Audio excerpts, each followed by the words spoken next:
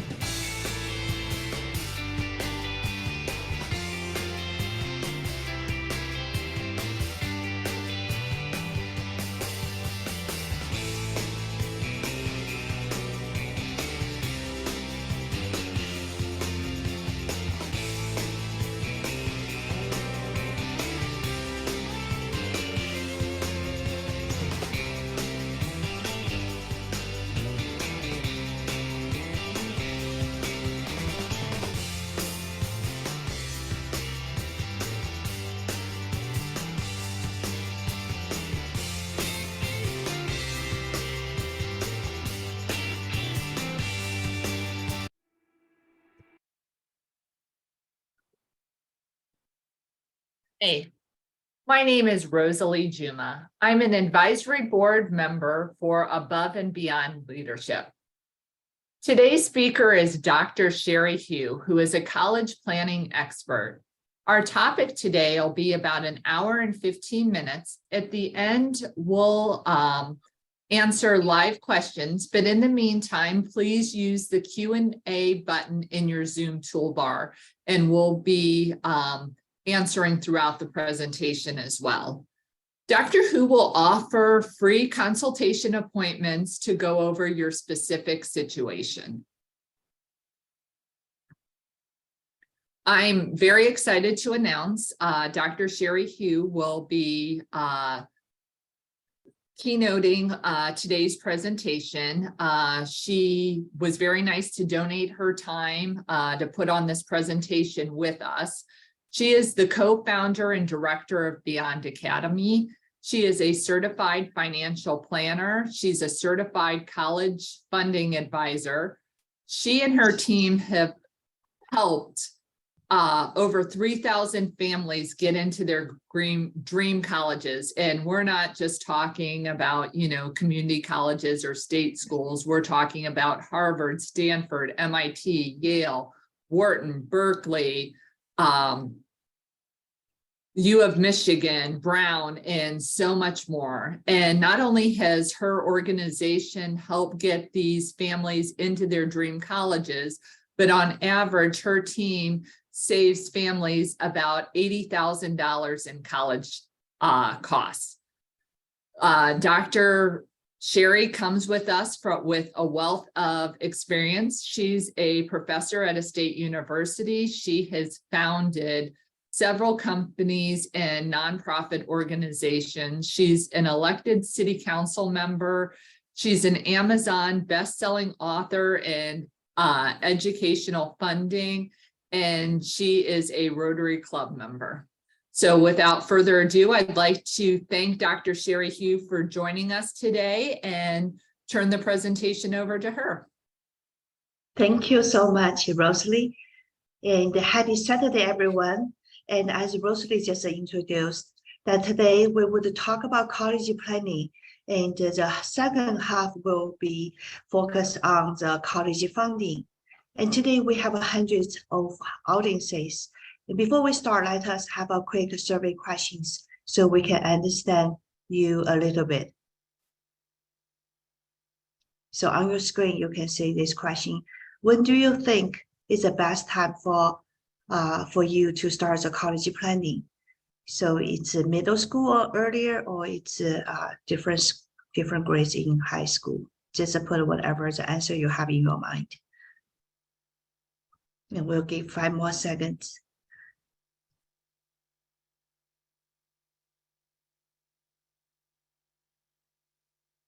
Awesome. Let's see the result. Okay, you can see from the screen, most people, over a third of the population in today's webinar, think we should start early, be more prepared from middle school or earlier. A lot of people think freshman year and sophomore year a good start. And there's a very few parents think they should do in later junior or senior years. That's awesome. So we want to plan ahead, right? So let's go ahead to listen to today's webinar so we can plan ahead.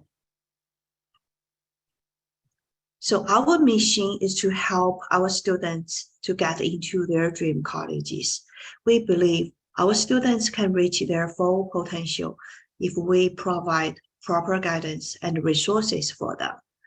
So beyond academy, we provide guidance on students' major, career, and college choices. We help students to prepare for college applications.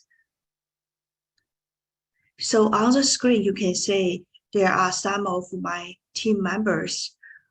We have over a dozen experienced college planning advisors. They all have a master or a grade or above degrees. Altogether, we have over 200 years of experience in college planning. Our team, they have been placed in different places of the country. In totally, we have helped over 3,000 families in the past 8 years. We have been doing these college plannings for many years.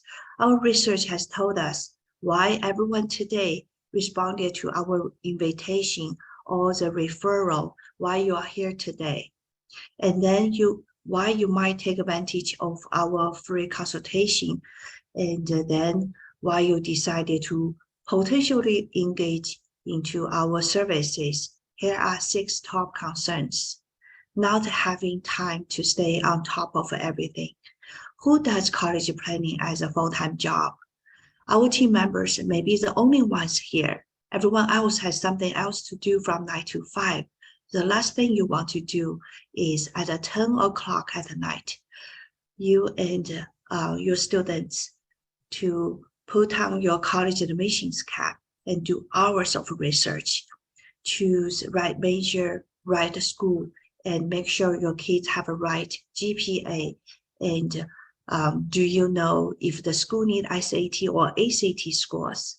And when is the right time to plan for the college visits? I mean, who's excited about that? And then it's not just about college admission side, it's also about the college financial side. Does this school give money? Does that school give money? How much of that is free? And how much of that is in the form of the loans? This kind of stuff can take a long time to do proper research.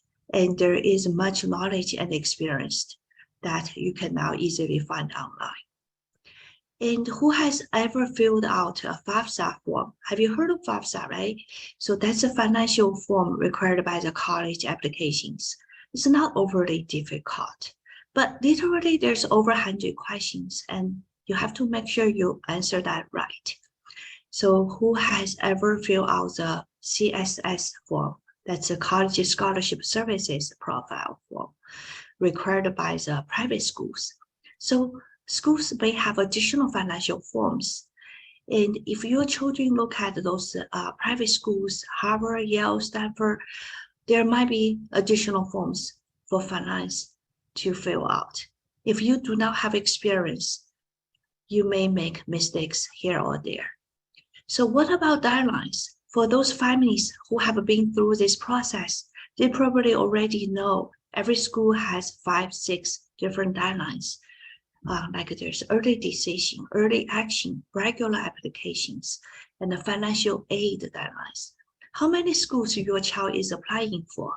So on average, our student has over 40 deadlines during the college application process. By the way, do you even know all the schools your child is interested in? Just a few days ago, a mother of a student came to me. Their child just gets into a famous school. It's actually NYU, New York University. The cost is $89,000 per year. Wow, $89,000. That can be more expensive than a person's income per year. This is a little bit of a bittersweet moment. The mom is very happy for the child, but she doesn't really know how to pay for that. This leads me to another potential mistake. Many students fill out the financial aid forms by themselves. Does your student actually know how much money you make and how much money you have in your investment accounts and how much taxes you pay and what's your adjusted gross income? Should you really like your student to fill out those forms? No, these forms are so important. If you do not like your child to do your taxes, you do not like them to do their college finance. So what really makes the parents concerned is that they might do something wrong that cause their students do not get as much financial aid as possible. So one more question, who here feels like you do not have a plan for college admissions or you do not have a plan for how to pay for that? I would suspect this is why you are joining us today. Just like when our children were born, we did not have an instructional handbook. We need to figure it out along the way. So typically, our oldest child is our guinea pig. So when we make all the big mistakes with our older children, and we get better and better with our younger ones. And that's kind of the process we always go through. However, college is too important and too expensive for such a trial and error process. We need to make sure we do it right the first time.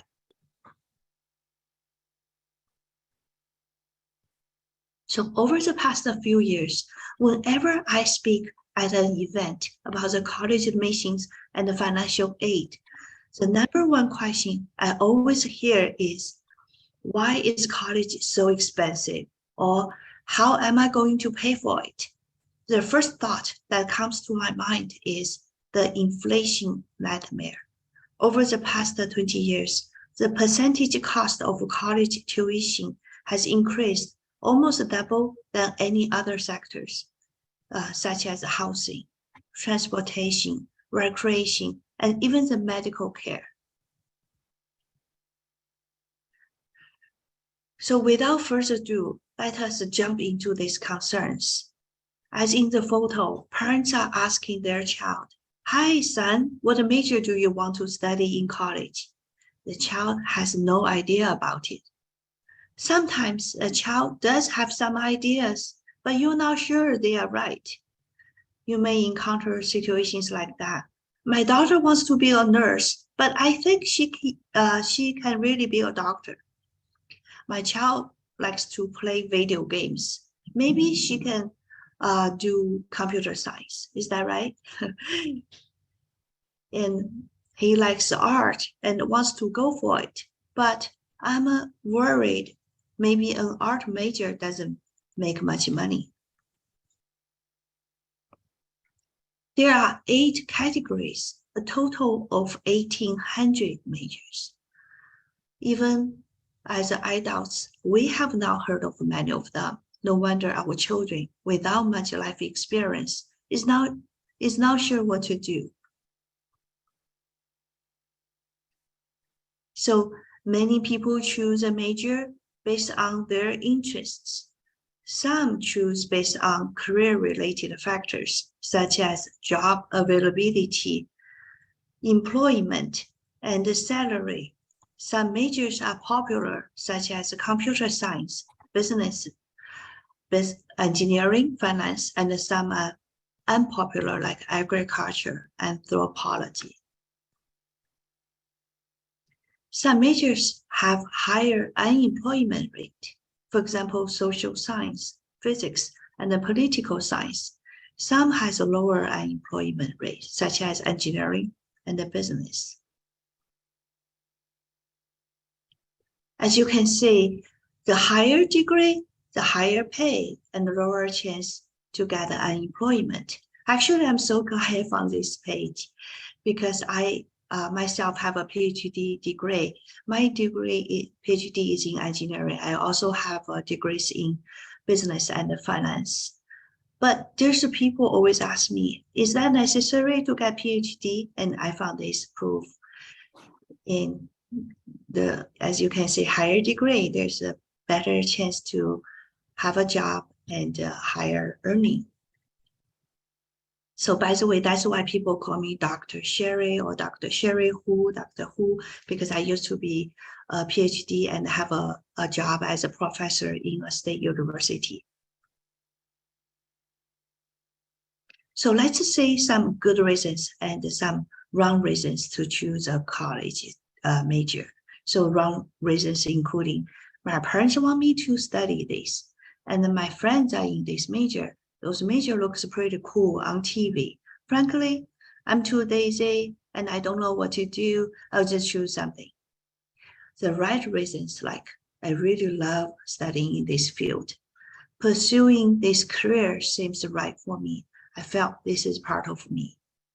I have many interests, but after doing a lot of research, I think this is the best major for me. And in order to find the best major, you need to have a self-analysis to understand who am I.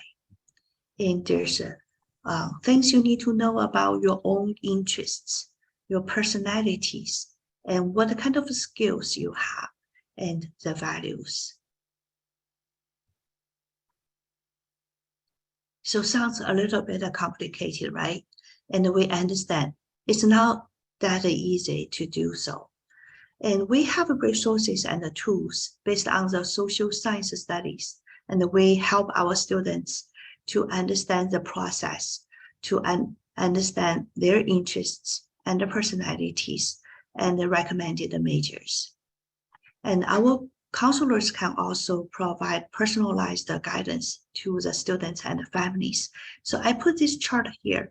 Those are the things people are trying to find out what's best for them. They need to know what are they good at, what are their skills and personalities, and what's their passion, and whether that can bring returns, either financial returns or social values.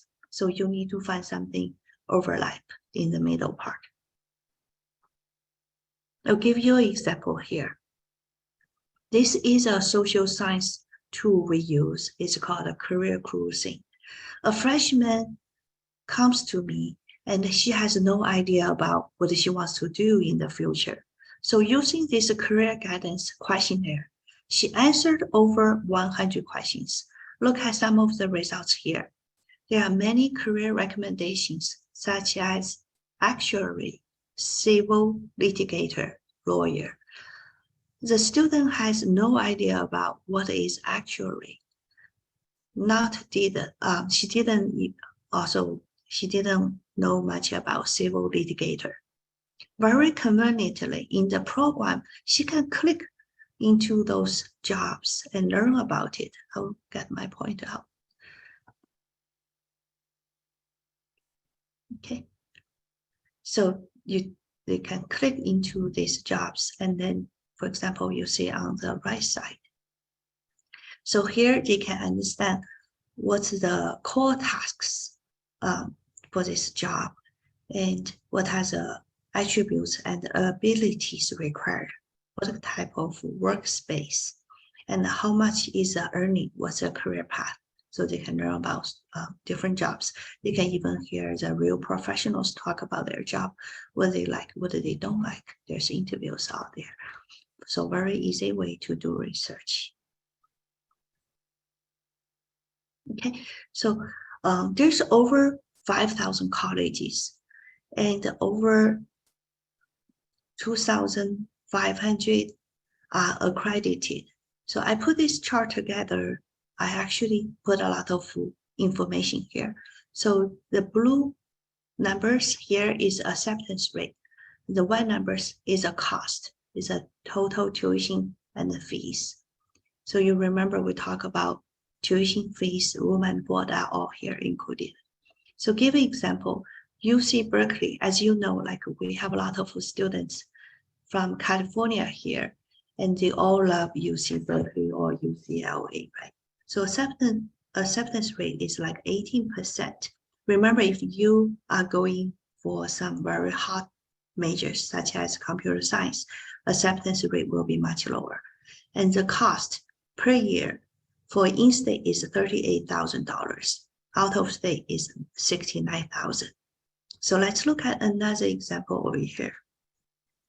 University of Pennsylvania, as you know, UPenn is a very good school, Ivy League schools. So it's also single-digit acceptance rate.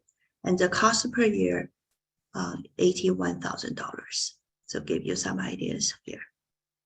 So also the color represents how many schools in that state. As you can see, the darker color has more schools in this area. A lot of schools in California, and a lot of schools in Texas as well, and some in the a lot of schools in East Coast. All right. So how do I choose a college? This is a topic. Same thing. You also need to understand what's the educational goals and what are the values for the student to choose the right schools for them.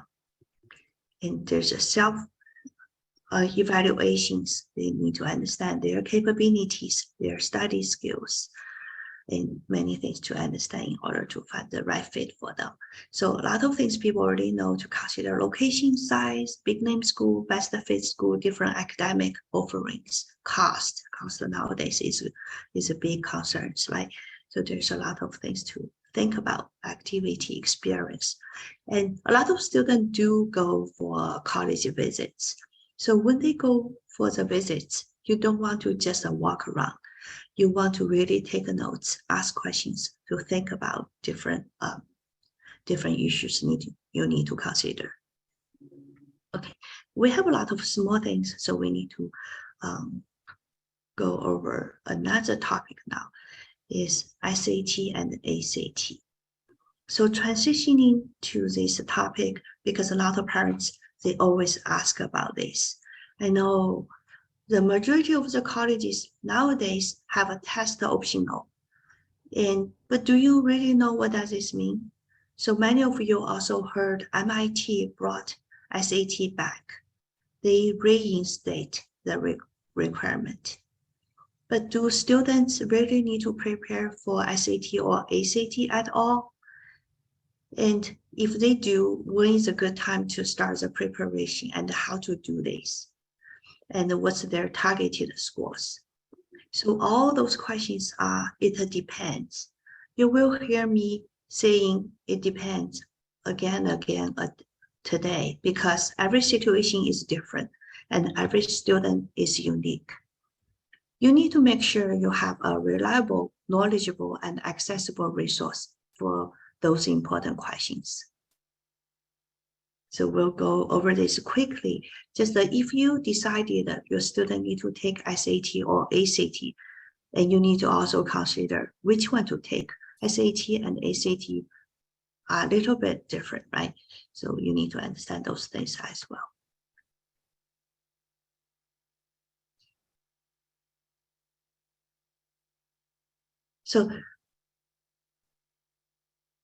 So there's another concern is the college admission guidelines are actually changing. Many colleges have a rolling admissions, meaning their timetables are flexible, while others require applicants to accept the offers in December, January if they apply early decisions. Every day, you are hearing about different colleges and their different ever-changing timelines. If you don't already have a trusted resource for this type of questions, a great resource is the National Association for College Admission Counseling.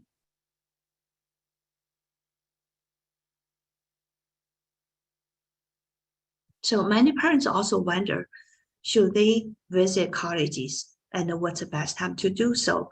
So picking the right fit school for your students is extremely important, and not being able to visit those schools can make things even harder. It's like you are buying a house, but you cannot visit, and how can you make a decision? So what are your options? So many people just visit schools' websites. Many schools do have a very beautiful pictures and information about their campus, but many families just stop there. This is a major mistake. Here is how you can do and to go beyond. Visit some dedicated websites like collegetours.com, and my favorite is uvisit.com. These websites have invested millions of dollars to give you the best free virtual college tools. In addition, a relatively new technology, virtual reality, is to enhance your overall experience. So based on what we have been told, the number one biggest concern for families today is economic uncertainty. More specifically, how will I pay anywhere from $100K to $300K per child per college? So college cost is a top concern. This will be our focus from now on. What's included in the total cost of the college? We call the cost of attendance, COA. So it's not just about tuition, it's also the fees, the books, room and board, lab expenses. It's everything except the pizza money and the drinking money. So the cost of attendance varies. And by the way, the cost is not slowing down. It's increasing about 6 to 7% per year. It's not showing any signs of backing off, especially during right now, this high inflation environment. And by the way, if you take these schools, that means a school like a University of California, for example, has a cost of attendance right now for in-state about $38,000 per year. Do you know how long it may take a student to get a bachelor degree? You always think of 4 years, right? So the national average is 5.8 years. So which means from UC on average of 6 years, so the cost is around $200,000 for in-state students. And I know some other state schools might be $30,000 a year. So look at how many years your student need and how many children you have. Can you see? This becomes a bigger problem. Could be even bigger than your mortgage, and you have a shorter time to pay for it.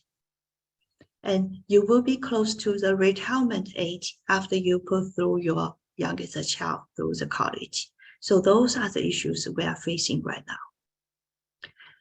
Is any of this resonating with our audience today? This is a topic we will focus on from now on. If this is not why you come to our webinar today, you may leave now because we will focus the rest of the time to dive into this problem. I've asked my team member to specially prepare some very good information and recommendations for you. So I'll just play it here, and then we can pause at different places and have a discussion about it. So So I'll let's just get into have a some look. myth versus reality. I make too much money. I'm not going to qualify for financial aid. Myth or reality? To me, that's a myth, guys. But if you go to the soccer game, talk to the other parents, or go to the coffee pot at work, talk to one of your coworkers who did this a couple of years ago, be careful. If you talk to your brother or your sister, you don't really know how smart their child is or how well they did or their financial picture. Be careful what other people say. Oh, they're not going to get this or you're not going to get that. It's all dependent, but a generalized statement, it doesn't matter how much money you make. You make $10 or $10 million, you still can get financial aid. And again, don't forget, not all financial aid is grants. Some financial aid are low cost, very low interest rate loans that I was talking about, could come from the federal government or even state government. There's different ways to do this. Another one's my child's not a great student, so we're not getting any financial aid. Is that a myth or reality? Again, a myth. Yeah, so you know what the bigger issue is? Can your child get accepted to the colleges they're applying to? So this is not just a financial aid or how to pay for a conversation. This is actually really admissions, a student services conversation. Are they taking their ACT or SAT seriously enough? Because those tests can be worth thousands of dollars of financial aid, but they can also be a difference between getting accepted at a particular university or not getting accepted. Are they doing a good job on their essays? Do they have a resume? Do they have any community service that they've done that's actually not court ordered? All right, I'll be the only one to laugh at my own joke. I just want to make sure everyone's still with me, okay? What about this? I own a home, so I'm not going to get any financial aid. Is that a myth or reality? That's actually could be true. So you've heard the golden rule. Well, there's the one golden rule, but the other definition is the one who has the gold makes the rules. Private schools are not subject to these rules and regulations of the Department of Ed. They're private. They've got the gold, so they get to make their own rules. And this CSS profile, and one of the ones I've already filled out the profile before, but on the profile form there, what's the fair market value of your house? What's the outstanding loan balance of your house? What are they trying to calculate? Home equity, right? And if you have too much home equity, they're going to withhold some financial aid to your child, causing you to find more money from other locations and really causing you to dip into your home equity to pay for school. I know it's not necessarily fair, but don't shoot the messenger. But don't you want to know these things and what number is before you fill out the application and send those financial aid forms? I sure would. For those of you who have done this before, raise your virtual hand. FAFSA. Who's done the FAFSA before? All right. Easy as a four-letter word, EASY. Is that the four-letter word you were used to describe this process? I can see your head shaking through the computer. No, it's not. It's not necessarily quick and simple. Colleges and their financial aid officers may offer help. Is that a myth or reality? I'm going to go with myth here, and here's why. Because a college admissions officer is different than the college financial aid officer. All right, let's talk about the chair you're currently sitting in. How much does that chair cost at Ohio State University? I told you earlier, you're probably in like $100 chair you're sitting and watching this webinar. That chair would cost $30,000 at Ohio State University because it's not representative of what it costs. It's representative of the intrinsic value of what it's going to give.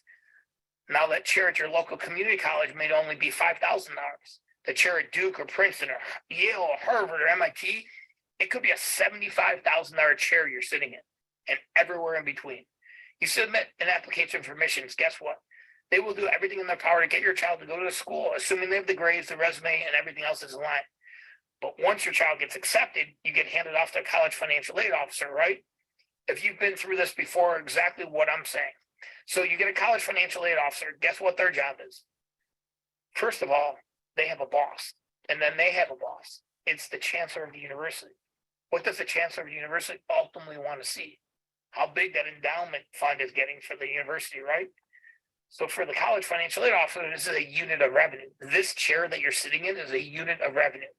At the Ivy Leagues, it's $75,000. At state schools, it's around $30,000. At mid-level private colleges, that's $50,000 or $60,000. But don't forget, it's a unit of revenue. So has this been so helpful so far? Hopefully. Take a look at this. This represents $246 billion. The pie chart represents the 246 billion. The blue is what families on average pay out of pocket every year. Okay, so what is that, about 25%? The red is scholarships. The green is all OPM. Y'all know what I'm talking about with OPM stands for? Other people's money. That's what we need to figure out. How do we get access to OPM, other people's money? So we talked about the golden question, cost of attendance. Write this down because there's a test later. Just kidding. If you fail, you're going to pay too much and send your kid to college. So cost of attendance, which is COA minus EFC, which is expected family contribution, equals family need. Cost of attendance minus EFC equals family need. Now, I've already talked to you about the different costs of attendances, the different things, colleges, tuition, books, room and board. Now, what is an EFC? It's different for every family, I would say. But in the age of the parent, it takes into account the age of the parents, household income of the parents, assets of the parents, the students' ages, how many students are in college, student assets, students' income, what's in their names, everything, right? So the entire formula, and that's really 3 categories of families that we work with. So let's kind of go into category 1.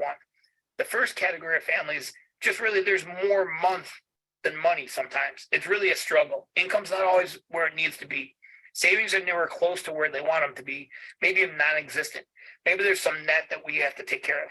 This type of family with a student that has the ability to get accepted to the universities that are applying to, this type of family will qualify for maximum, and I repeat, maximum financial aid need-based dollars. But they still have to submit all the forms 100% accurately and on time. If you don't submit them 100% accurately on time, there could be issues. So if I'm an admissions officer, a financial aid officer, and I'm receiving financial aid forms, and as they come in, there's a stack over here that are done properly. And then there's a stack that to the right that might be missing one item. They're going to put that, stack on, and state on the right form and miss the household income, or maybe you just missed something, misspelled something triggered them to say this is wrong. Which ones do I get them all in? I'm going to process first if I'm the admissions counselors.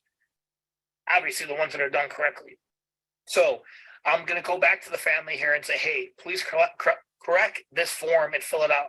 But by the time it may be 6 or 8 weeks later, and the majority of the money has already been spoken for, I cannot understate how important it is to get the forms in accurately and on time. Okay, does this make sense? The second category of families that work with, depending on the school, is looking at our state schools, private schools, Ivy League schools. Depending on the schools, and depending how mom and dad have positioned their income, their assets, could be the difference between getting the maximum financial aid dollars and zero financial aid dollars. And it's probably the majority of the people watching this webinar today, because the majority of the people we work with. Don't you want to know what it looks like before sending out applications, before we do financial aid forms, before we get the hopes and dreams up of our children, and before we stress out at night wondering, oh my God, what if my child actually gets accepted? How are we going to pay for it? Does anyone else feel that way? Sure, honey, you can apply. Again, you want to know before going into it. And then we've kind of got the category 3 families. Category 3 families blessed with great income, blessed with great assets. Money's not, for this type of family, is really a problem. So they're probably not going to qualify for what we call need-based financial aid, but they still have to submit all the forms accurately on time, because they too want as much merit-based money as possible. They too want to figure out how to lessen their burden. They might have the ability to pay cash. They might just not want necessarily have to pay cash if there's anything legally and ethically able to be done for them, right? So in these types of families, we definitely look at CPAs and accountants, because there might be some income tax savings we can take advantage of. If we can save, say, $5, $10, $15, $30,000 a year of income taxes for this type of family, and it was legal and ethical, and CPAs have signed off on it, isn't that like getting a scholarship? You know what? As long as you don't have to pay it back, that's exactly what we're trying to accomplish. All right, now, if you could, in theory, get a free ride, and free rides are really hard to come by. If you could, in theory, get a free ride and you don't have to pay for college, instead, you take that money you've paid for college and put away in some account, let's just say 6% for 15 years, it would turn into a little over $190,000 available for retirement. Pay the house off, something for you to use that you can actually do something with, as opposed to going to those rich college and universities. Maybe this is not to the extreme, but any amount of money that you don't have to send to the college and in the schools, you're able to use for your next child, maybe pay off debt, pay off the house sooner, anything, use that money for retirement. Can you guys all see how this is a huge issue, a massively huge issue? All right, so we've talked about the FAFSA, and you've already talked about the importance of submitting your accurate and on time. So I've already started to get into this, but the money for colleges can come from about 4 places: the federal government, the state government, the colleges, the universities themselves, or private scholarships. The federal government has already talked about this, and I've talked about this a little bit. There's just not enough money to go around.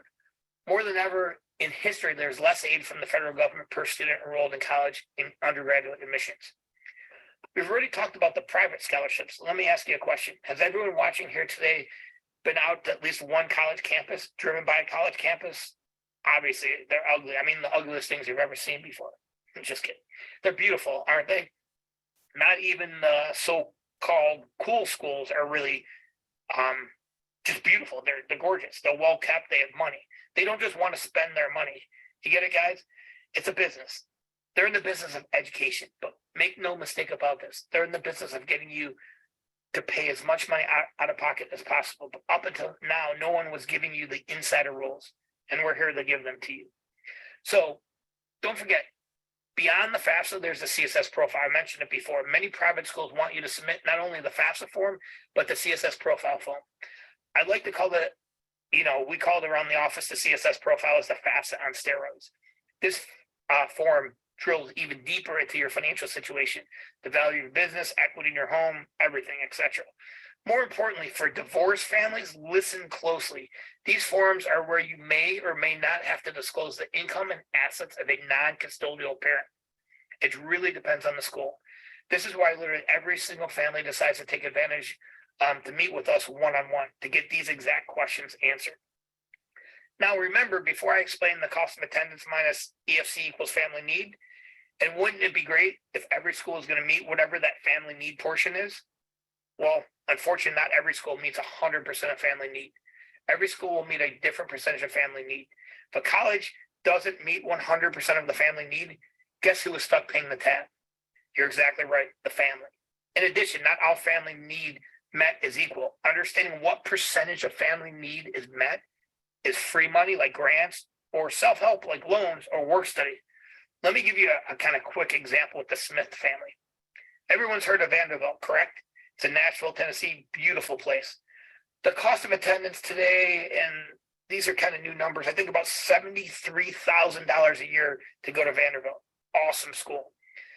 This family, let's just say, had an expected family contribution when I did all the forms of a little over $9,000. So this formula, when they filled out all the government forms, the government said that they'd be able to pay about $9,000 before financial aid. It's always more than you want it to be. But if I subtract the $9,050 from the about $37,000, it leaves about $64,000 of need left over. That's need they qualify for financial as family need. Have you ever told your child, we can't look at the school because it costs too much? Have you ever thought it in your head at least?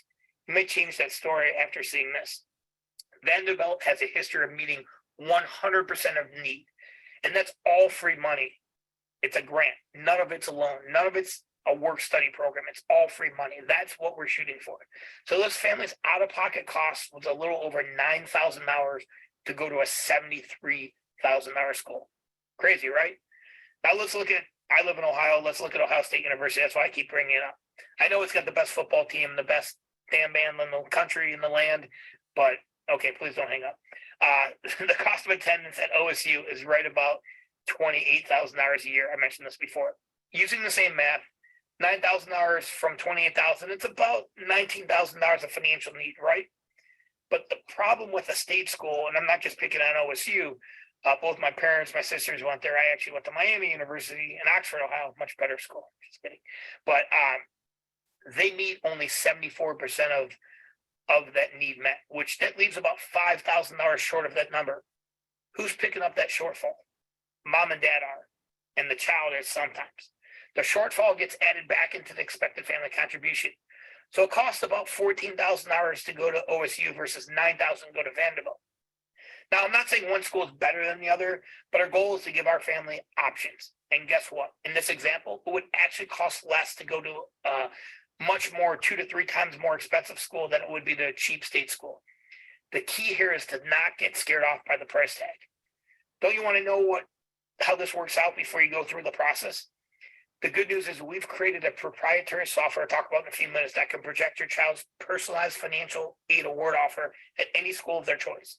Another main reason why we offer that 1-hour free consultation I was talking about in the beginning of the webinar. Okay, we'll pause here for 1 second because I want to bring an example here because I live in Northern California, San Francisco area.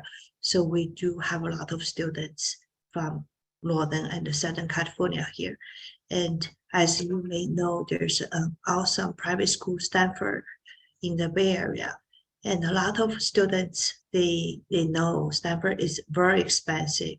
Even their child might be as good as anybody else can qualify for the private school like Stanford, but they may still consider UC. I just gave an extreme situation here. So there's a lot of other private schools out, like USC are very good as well. It's not that difficult to get in actually.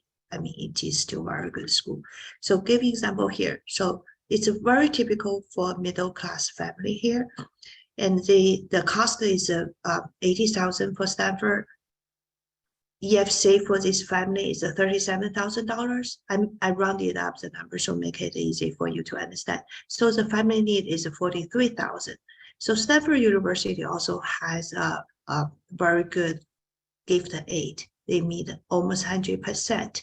With this scenario, the family out-of-pocket cost for Stanford is $37,000. For the same situation, if for UC Berkeley, UCLA, the cost is around $37,000. And the family EFC is the same, no matter which school it's going to, it's the same EFC for different schools. It's $37,000 as well. So in this situation, there's no family need. And then out-of-pocket cost for the family is also $37,000. So compare these two schools, although the price is much different, but the out-of-pocket cost for this family, it's a middle-class family, is the same amount of money. So same thing we want to reinforce here. Don't think it's expensive. Just look at their price tag. You think you cannot afford that, so you don't even think about this. So there's a lot of ways can help you. So here's the one of the tools, financial tools we have is we can help you to estimate what's your EFC ahead of time, so you have a good understanding. In this example, for this family, they have a EFC of $65,000, and there's a potential means there's a ways can help the family to reduce their EFC, so they can reduce to 37. So for this family, before they reduce their EFC, their out-of-pocket will be $66,000 out-of-pocket to go into Stanford.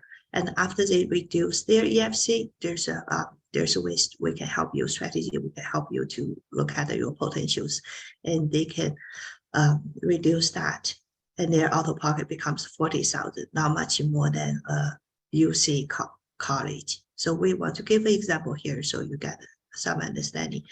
There's a lot of things, strategies for middle class families like this. Okay, with that said, let's continue to listen to the recording.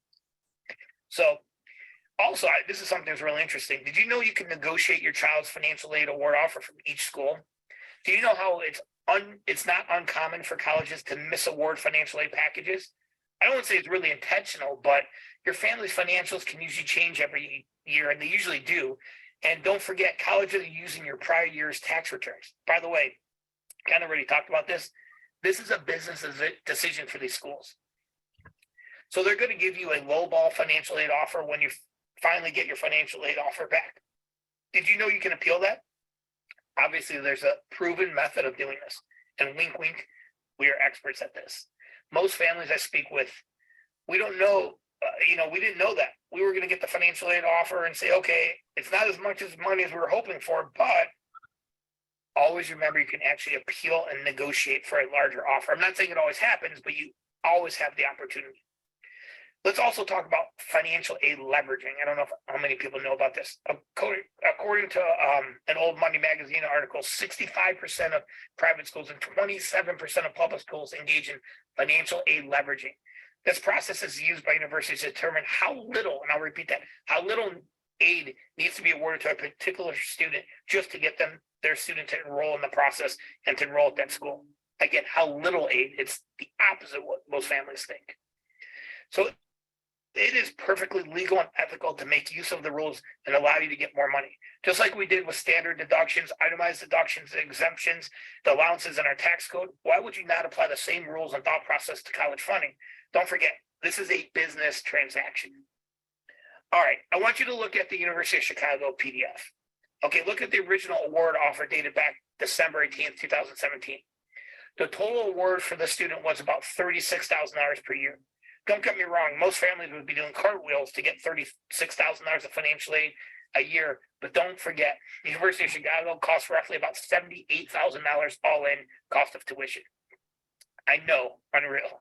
Now to the good stuff. After working with our team and allowing us to do our magic, i.e. appeals and negotiations, University of Chicago increased their financial aid award package to over $73,000 per year. Yes, you heard me correctly, per year. That's an increase of over $36,000 of additional award money per year. Without taking the time to watch the financial aid webinar, deciding to take advantage of our free 1-hour consultation, and ultimately engaging our services, this family would have been overcharged by almost $147,000 for college. I made a bad joke to the family that the school would not even name a library after them. They didn't laugh too hard. So if they'd done the process on their own, had they taken the initial award offer as gospel, how much money would they have left on the table for 4 years? A tremendous amount of money. Don't forget that you need to know the rules of the game before you play the game.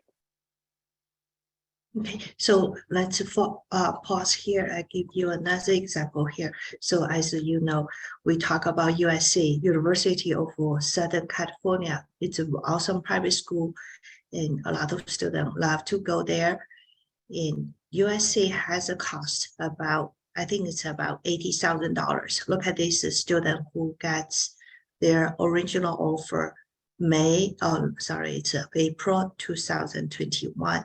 So original gift aid is $11,000, including some loans, some work studies. So out-of-pocket cost for the family is $62,000 per year. 62 is still a little bit expensive. And after we did our appeal, so they have additional offers. They received $30,000 here.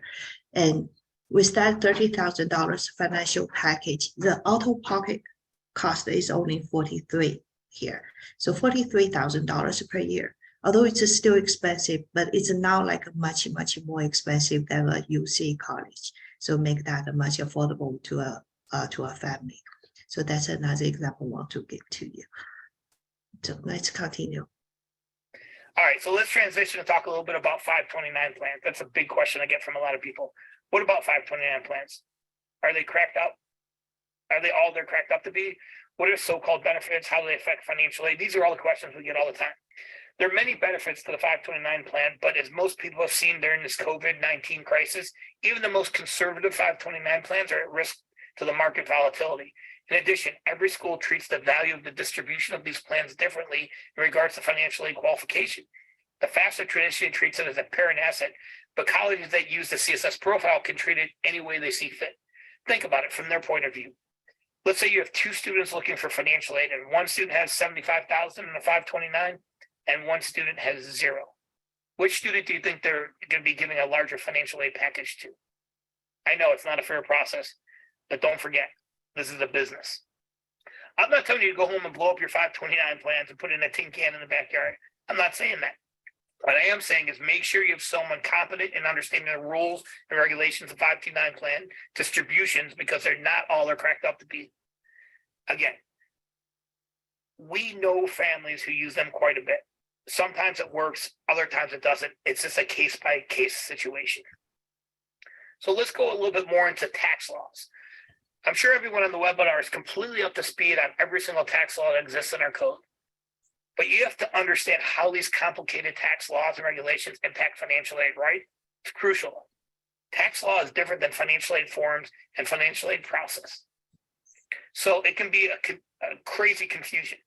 Add confusion and complication to the entire process. But we want to make sure, for example, what are your restrictions on using IRAs, for an example, for college expenses? Do we all know that? I'm sure we all know that, right? Should you refinance your home to pay a college loan off? Does that make sense? Do you make too much money to qualify for that lifetime learning tax credit? Did you even know what that even was? All of these things are important when it comes to your individual situation based on the schools your child is looking at. So what can you do? How not to become a casualty? Well, number one, when should you have started doing this? In my opinion, 17 years ago. Yes, exactly right. The day your kids were born. There's a proverb that says the best time to plant a tree was many years ago, but the second best time is now. The only time it's too late for college funding services and college planning is senior year of your student's college career. Senior year of college. We may be too late to get every semester at a low cost, but if we can get other semesters at a low cost, you're still saving money, right? We should have started doing this a long time ago.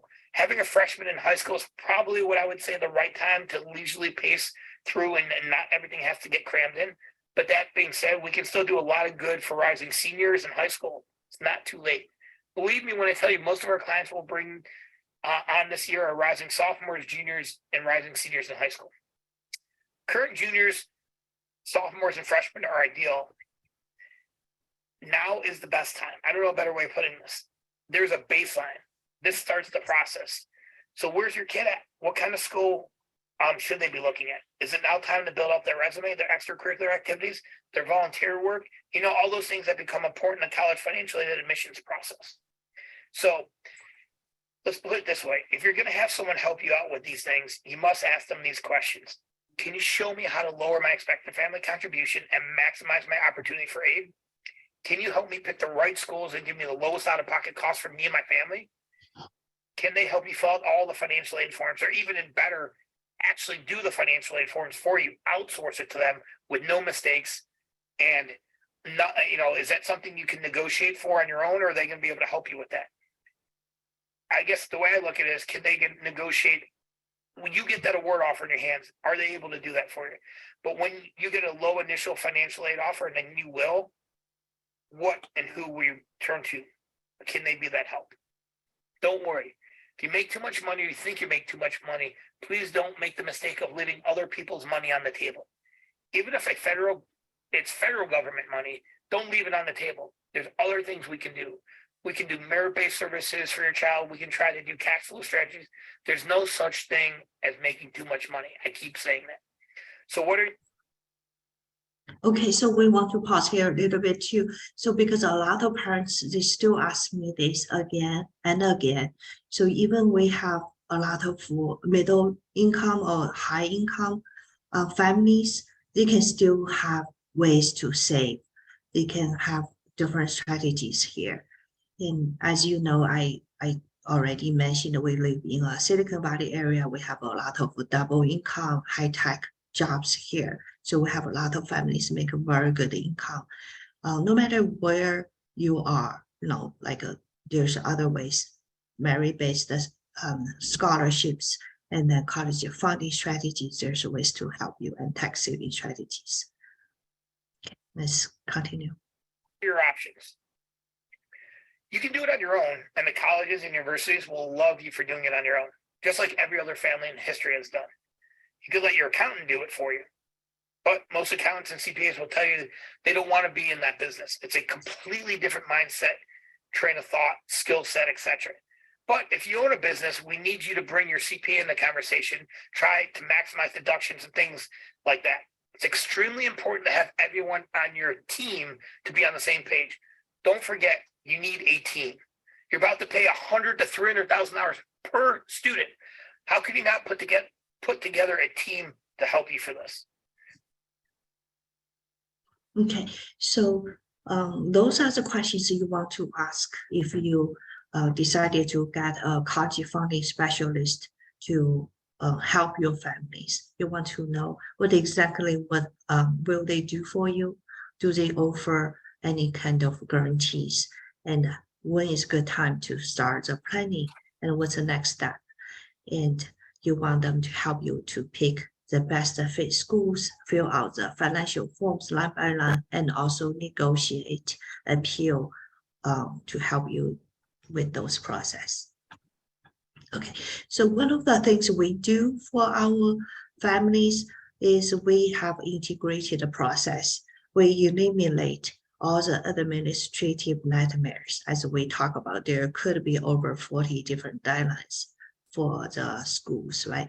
And we integrate that college admissions, which means the counselors will help the students to prepare for the colleges, right? And also we integrate that with the college funding strategies.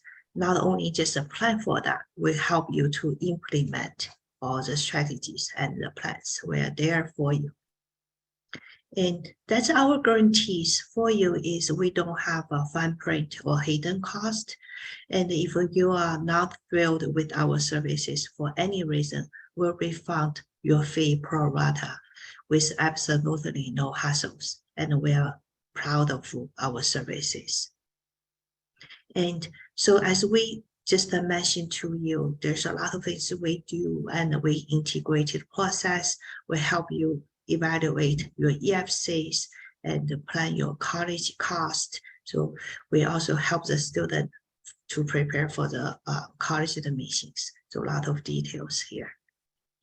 Okay, so if you want to know what your financial package might look like right now before you even start to consider your college choices, right? And if you also want to know any strategies that might increase your college acceptance and also make your college more affordable, there's a chance for you to make an appointment with me or my colleagues.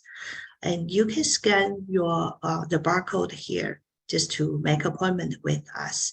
And our appointment, because we do have a lot of requests, so we reduce our time to 30 minutes, but we will make sure we get your questions answered, get you understand what other services might work for you. So we do have a requirements for you because we respect your time and also we want to make sure we get that right. So we want you to make your appointment today, especially now.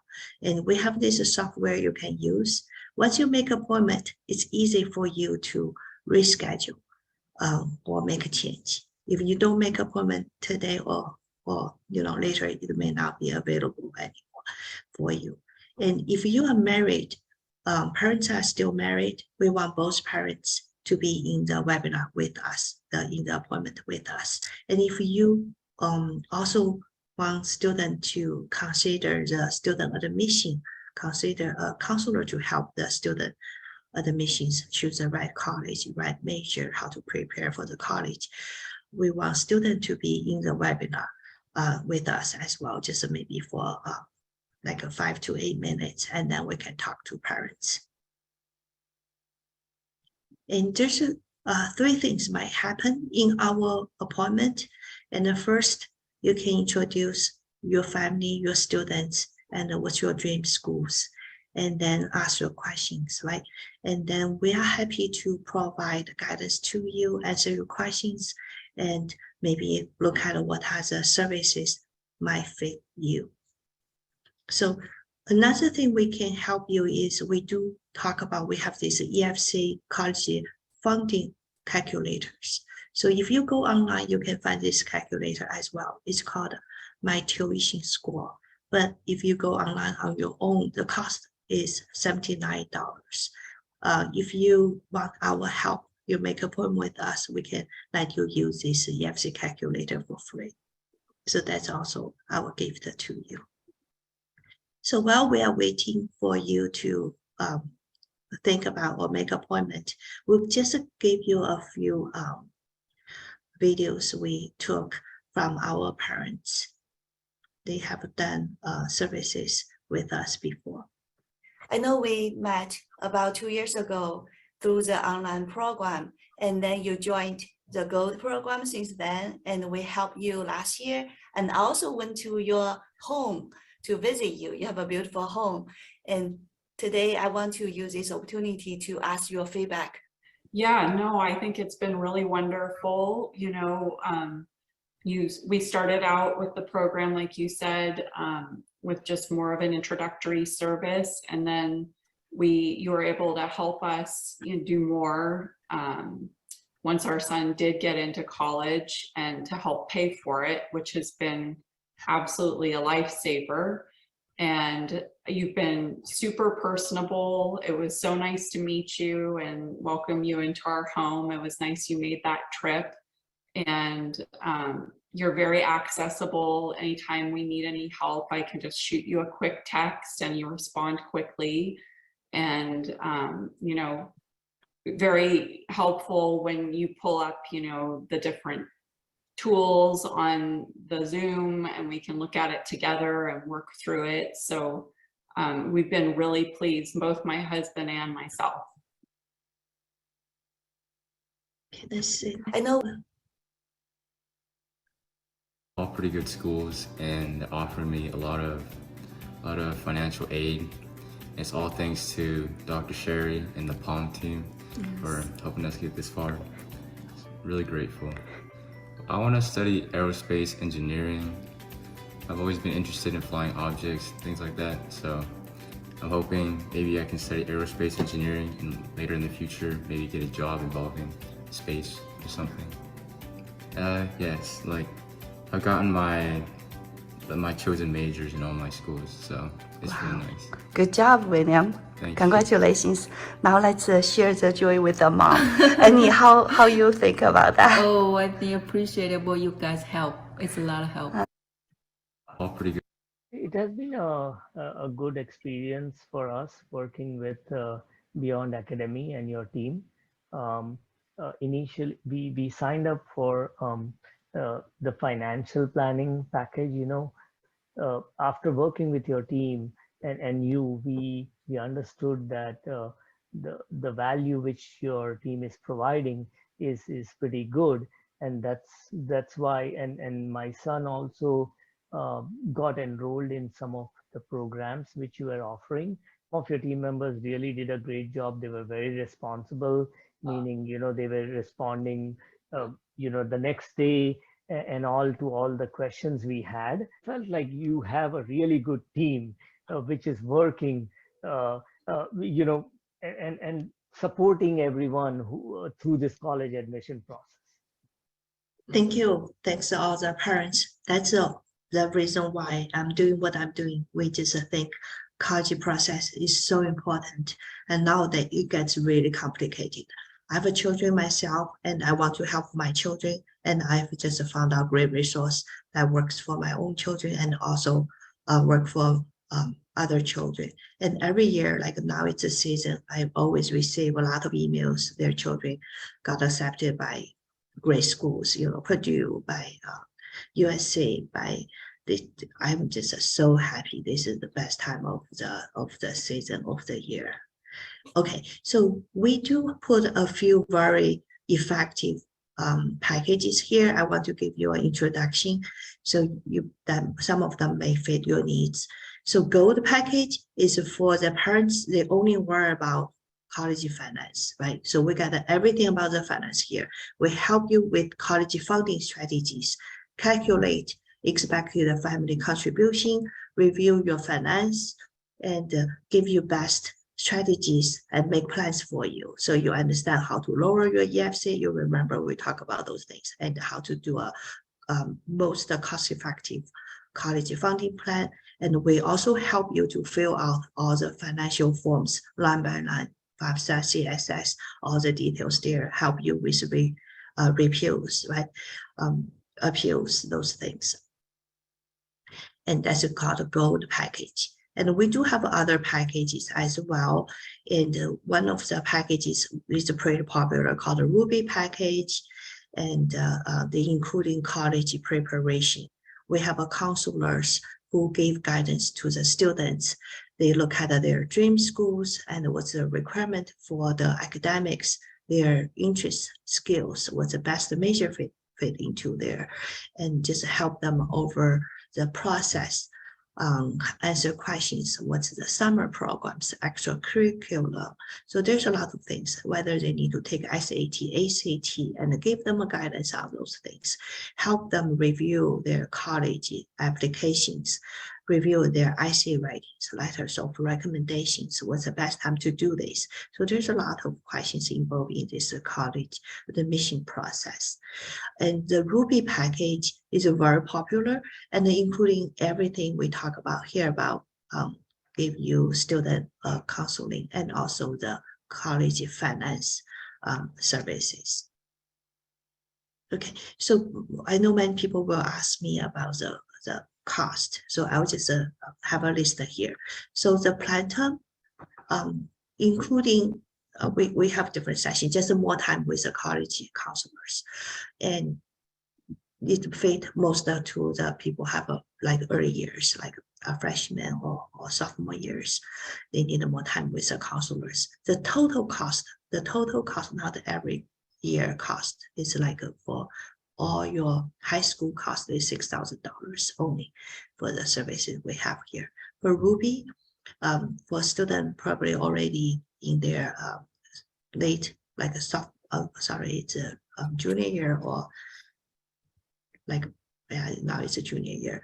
The total cost for them is $4,000. It's just a total cost for all the high school years you need to pay. The gold, as we talk about, so for the financial only, the cost is $1,500. So the cost I give you today is